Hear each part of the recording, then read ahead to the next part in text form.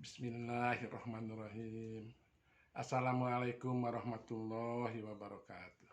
Cucu sekalian, puji syukur kehadirat Allah bahwa kakek hari ini masih dalam keadaan sehat walafiat.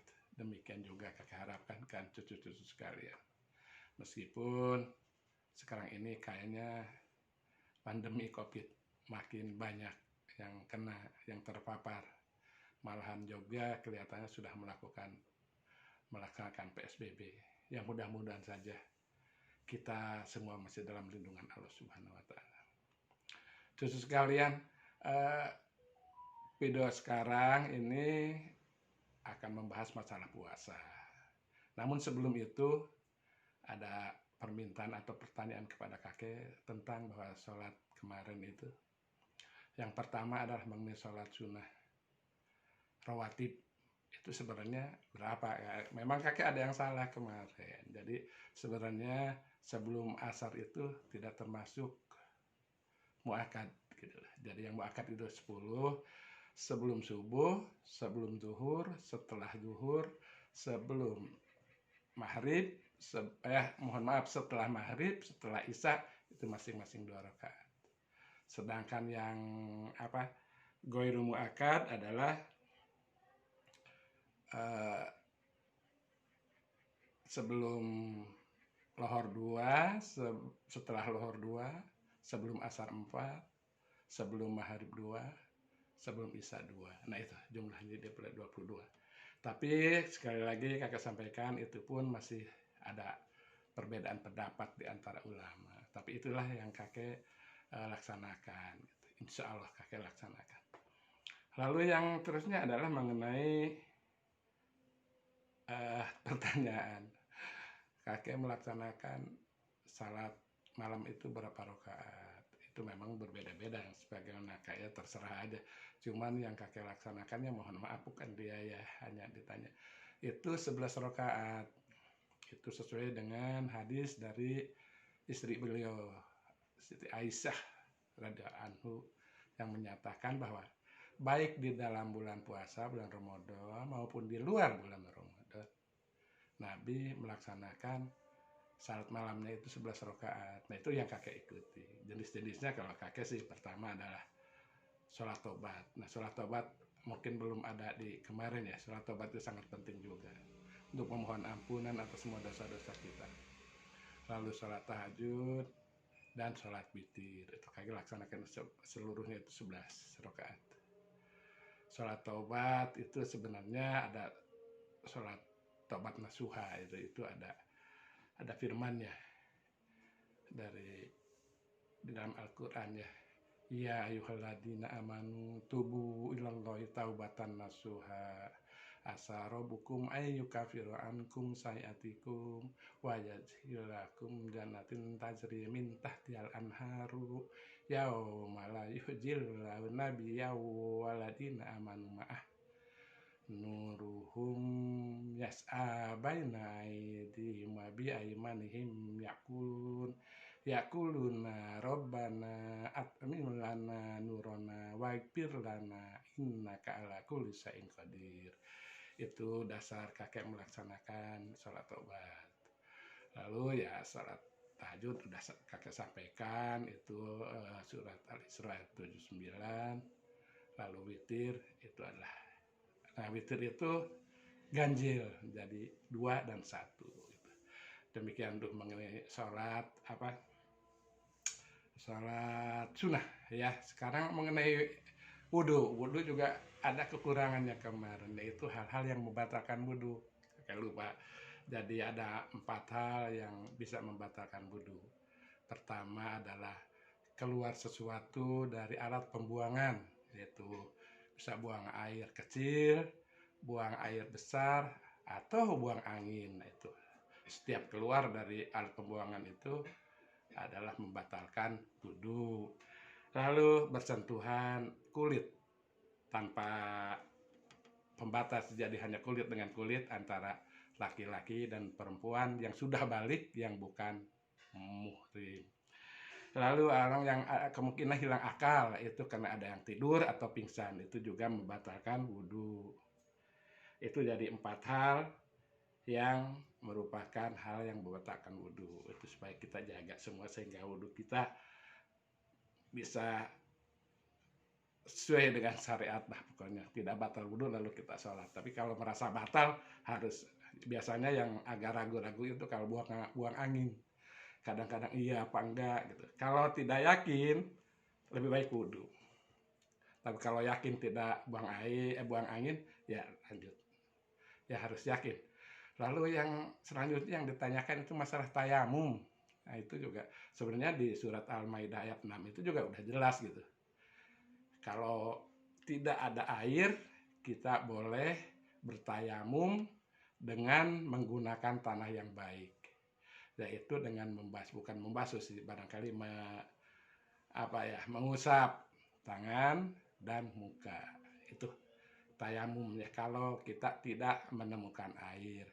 Misalnya tadi yang disampaikan kemarin itu kita dalam perjalanan naik pesawat terbang lalu airnya kan susah, naik kereta api juga wudhunya susah, ya kita bisa bertayamum. Itu khusus sekalian mengenai satu hal mengenai batalnya wudhu dan masalah mengenai sholat sunnah yang ditanyakan. Lalu kita meningkat ke puasa ini. Puasa ini pasti adalah merupakan perintah Allah. Itu dalam surat Al-Baqarah ayat 183. Yaitu, hai orang-orang yang beriman, diwajibkan kepada kamu berpuasa sebagaimana diwajibkan kepada orang-orang sebelum kamu supaya kamu bertakwa. Itu dasar kita melaksanakan ibadah puasa. Jadi apa itu puasa? Yaitu menahan segala sesuatu setelah matahari terbit ya, sebelum subuh itu sampai matahari tenggelam pada saat maghrib. Kita harus menahan segala nafsu, tidak makan, tidak minum dan lain-lain.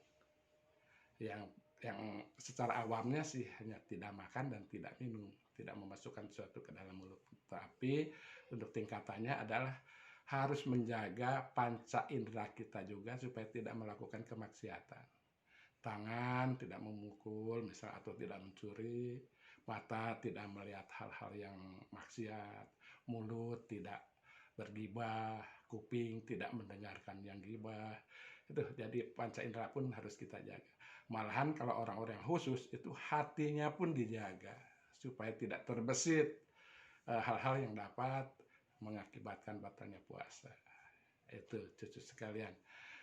Jadi sebelumnya barangkali juga kita harus tahu syarat-syarat puasa.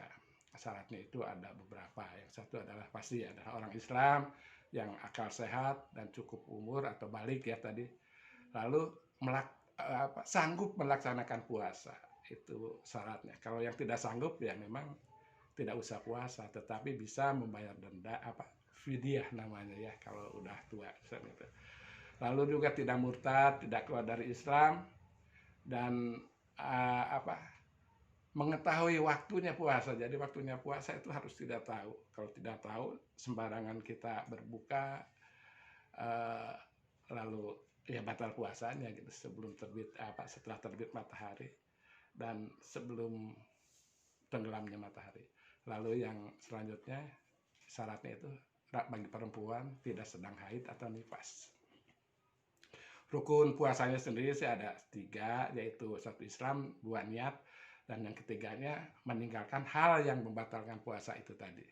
Memasukkan sesuatu ke dalam rongga mulut, menjaga panca indera dan menjaga juga hati.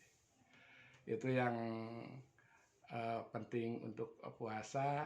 Lalu apa sih faedah puasa itu? Faedah puasa ya pasti bermanfaat bagi kita untuk mendidik kita jujur. Yang pertama itu karena puasa itu hanya diketahui oleh yang melaksanakan dan Allah. Tidak ada orang yang tahu apakah kita membatalkan puasa atau tidak, itu tidak ada orang tahu. Hanya kita yang tahu apakah kita betul-betul menjaga puasanya atau tidak. Yang keduanya adalah ketaatannya. Kita taat kepada Allah untuk melaksanakan puasa dari terbitnya matahari, tidak makan, tidak minum, tidak melakukan sesuatu yang maksiat sampai tenggelamnya matahari. Lalu yang tiganya sabar, ya kita sabar menunggu sampai bukanya. Kadang-kadang kan kita harus ada istilahnya ngabuburit. Nah itu barangkali dalam rangka juga menghilangkan supaya kita dalam keadaan sabar menerima bukaan nanti puasa. Lalu yang terakhir barangkali yang adalah disiplin. Disiplin sama aja kita harus tetap itu tadi, tidak melakukan sesuatu yang bisa membatalkan puasa itu. Lalu selain puasa Ramadan ada banyak juga jenis-jenis puasa. Ya, puasa sunnah. Ramadan itu pasti tiap tahun sekali, apakah itu 29 hari atau 30 hari. Cuma ada lagi nanti puasa-puasa yang sunnah. Ada puasa yang secara berkala, misalnya adalah yang banyak ya, yang paling besar itu puasa Daud, itu 1 hari puasa 1 hari enggak, sehingga 1 bulan ada 15 hari. Lalu puasa Senin Kamis itu tiap minggu 2 hari, 2 hari ya, lalu kalau sebulan itu kurang lebih 8 atau 9 hari. Lalu ada puasa lagi yang harian gitu ya, yang misalnya kemarin puasa Asyura, puasa Tasyua, lalu puasa Safar, lalu ya puasa yang biasa harian yang kita selalu lakukan. Itu yang banyak kita lakukan, sehingga yang mudah-mudahan kita dapat melaksanakan puasa ini dengan sebaik-baiknya, terutama yang wajib puasa di bulan Ramadan. Kalau puasa-puasa lain yang sunnah, ya alhamdulillah kalau kita bisa laksanakan, menambah-nambah amal kita, dan juga tadi mendidik kita supaya jujur, supaya tepat waktu, disiplin, dan supaya juga kita sabar. Ya demikian cucu-cucu, mudah-mudahan bermanfaat sekali lagi untuk cucu-cucu untuk nambah ilmu tentang puasa. Jadi ada 3 hal nih yang tingkatan puasa. Pertama ada puasa yang orang awam yang hanya menahan lapar dan haus saja. Lalu ada yang meningkat, menjaga juga panca inderanya supaya berpuasa juga. Lalu ada yang hatinya juga ikut puasa. Nah itu barangkali yang bagus. Kalau kita bisa hati kita puasa, kita tidak berpikiran yang dapat membatalkan puasa. Itu sangat indah sekali. Mudah-mudahan kita semua nyampe ke makom tersebut gitu. Ya cucu-cucu, demikian, mudah-mudahan bermanfaat sekali lagi. Mudah-mudahan selalu kita dalam lindungan dan hidayah Allah Subhanahu wa taala.